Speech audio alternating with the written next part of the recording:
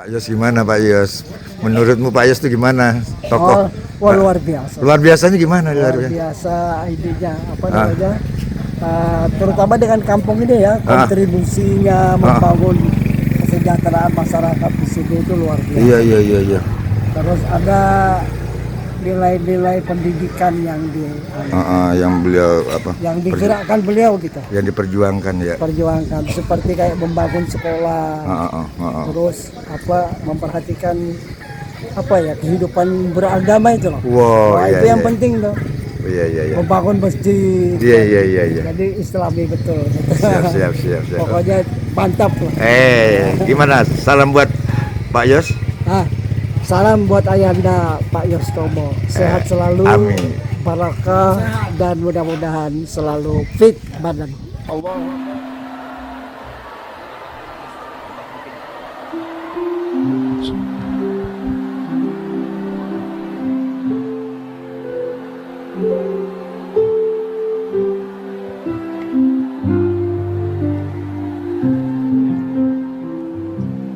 Terpujilah wahai Engkau, Ibu Bapa Guru. Di negeri yang dirasa paling gemar memotret diri dengan kamera sudut terbaik dan lampu sorot yang disewa per jam, ada satu kisah yang berjalan tanpa juru kamera, tanpa panggung berkarpet merah, tanpa pita gunting yang disiapkan protokol. Nama Haji Muhammad Yos Tomo bukan sekadar nama di spanduk, bukan gelar yang lahir dari baliho, bukan pula tokoh musiman yang muncul menjelang pemilu lalu lenyap selepas suara dihitung. Ia pengusaha sukses, ya, tokoh kebangsaan betul, inspirator jelas, visioner tak diragukan, tetapi yang paling penting ia bekerja ketika kamera belum dipasang, ia memberi ketika belum ada tepuk tangan, ia membangun ketika pujian belum diciptakan. Mari kita bicara tentang desa senior, tanah kelahiran yang tak pandai berteriak, yang tidak tahu cara membuat siaran pers, yang tak paham algoritma media sosial. Di sanalah anak-anak kecil menamatkan kelas 6 dengan ijazah yang hangat di tangan namun dingin di masa depan. Sebab setelah sekolah dasar, jalan menjadi panjang dan licin. Sekolah menengah pertama terlalu jauh, biaya terlalu tinggi, harapan terlalu sering ditunda. Negara hadir di pidato tetapi jarang sampai ke dermaga kecil, ke jalan tanah yang becek, ke sepatu murid yang tipis solnya. Disinilah kisah itu bermula. Tanpa proposal tebal berjilid-jilid, tanpa studi banding ke luar negeri, tanpa seminar ber-AC dingin tentang pentingnya pendidikan berkelanjutan. Haji Muhammad Yos Tomo tidak berteori, ia bertindak. Ia melihat anak-anak yang pintar berhitung tapi harus berhitung pula dengan jarak. Ia melihat cita-cita yang besar namun tertahan ongkos perahu. Lalu ia membangun sekolah SMP dari papan, ya papan, bukan beton yang gagah, bukan bata merah yang difoto dari sudut artistik.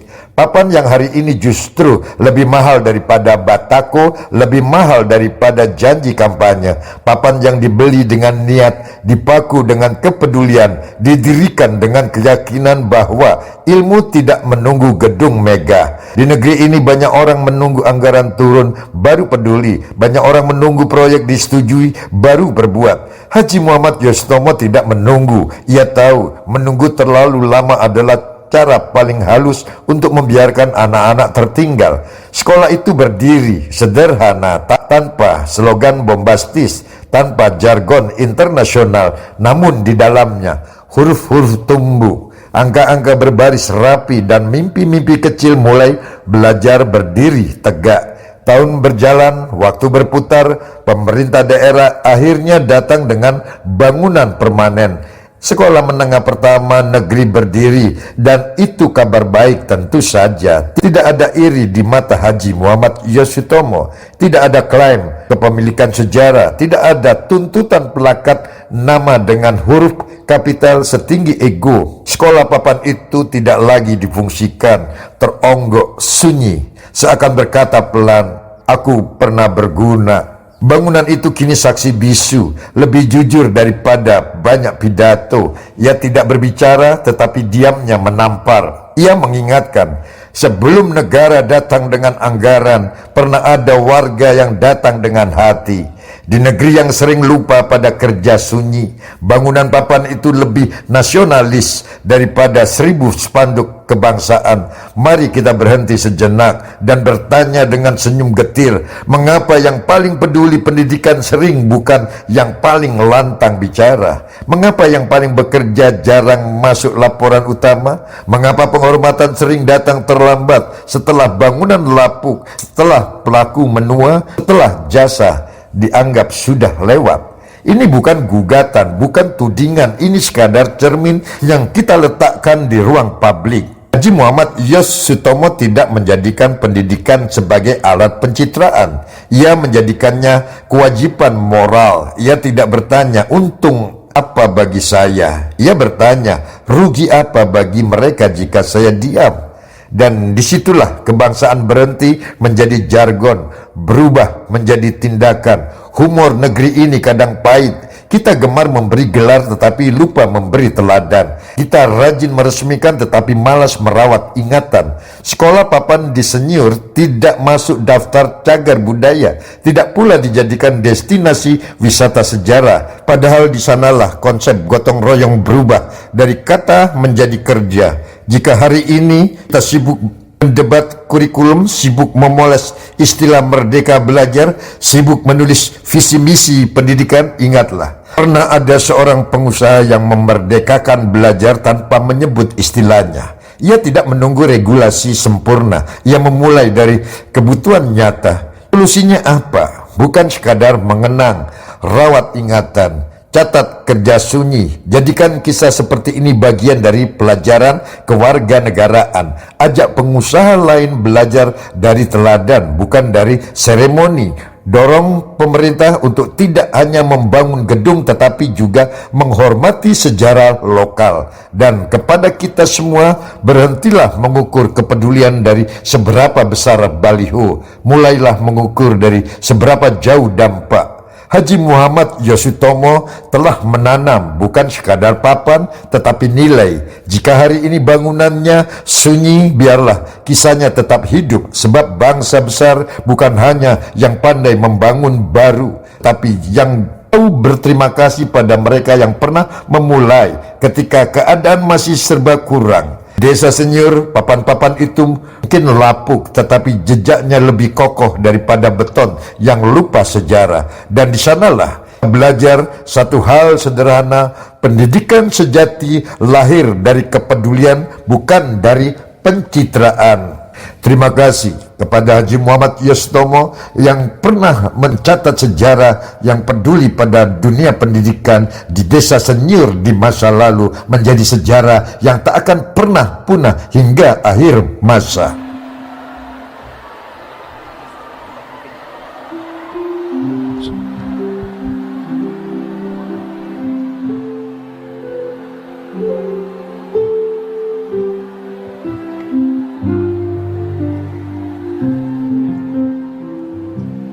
Terpujilah wahai engkau, Ibu Bapa Guru. Setelah dari masjid ini kita mau ke sekolahan.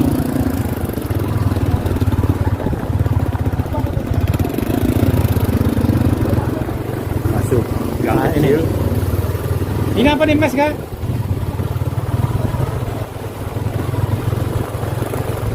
Ini apa kawet? Sekolahan ya. Oh ini Nah, SMP Jaya Mangku. SMP Jaya Mangku. Tapi sekarang nggak ada lagi ya? Ya, ada lagi. Oh sudah nggak di ini. Sekarang jadi bangunan ini sekolahan SMP.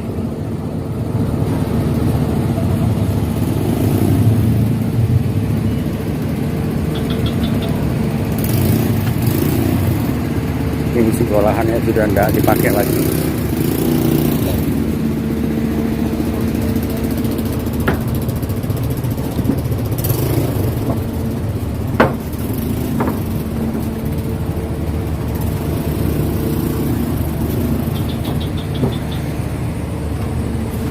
sudah dalamnya sudah rusak.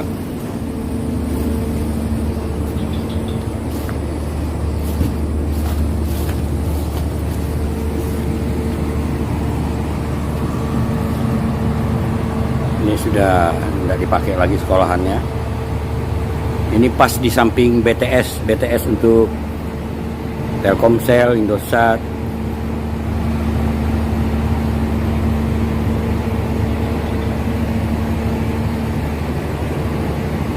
Ini sekolahan yang pernah dibikin oleh Pak Yos.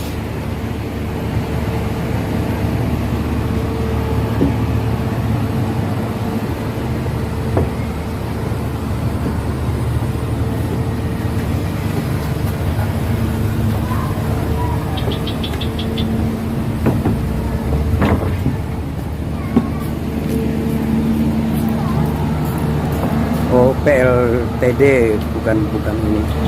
Oh ya, ini BTS. Sebelahnya BTS. Kemudian ada PLTD.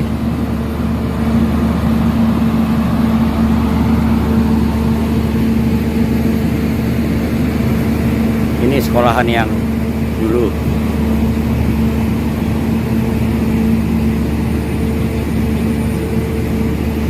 Ini sekarang hujan, gerimis.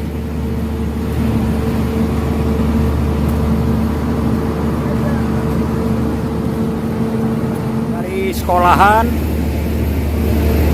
ini menuju ke mes. Katanya mesnya sudah dijadikan tempat untuk tempat olahraga tenis meja.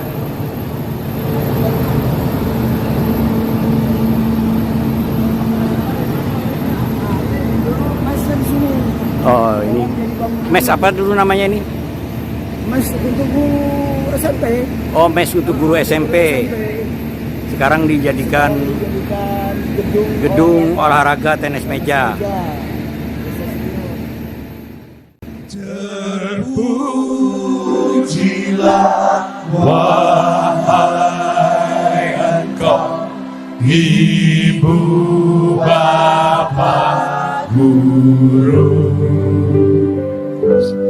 Namamu akan selalu hidup dalam sanubariku. Semua baktimu akan kuukir di dalam hatiku sebagai prasasti terima kasihku untuk pengabdianmu. Engkau sebagai lintang dalam kegelapan. Engkau laksana embun penyejuk dalam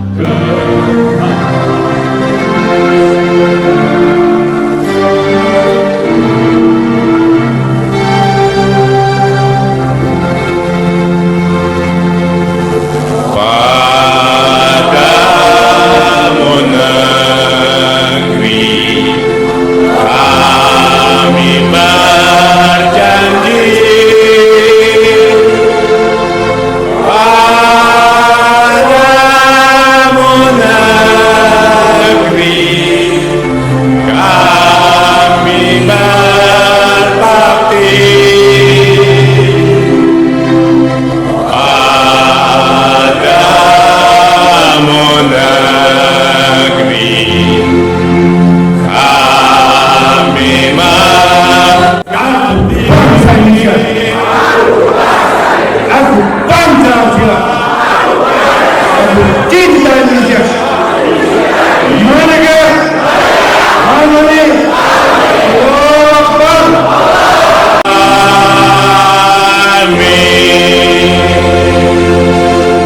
Terima kasih.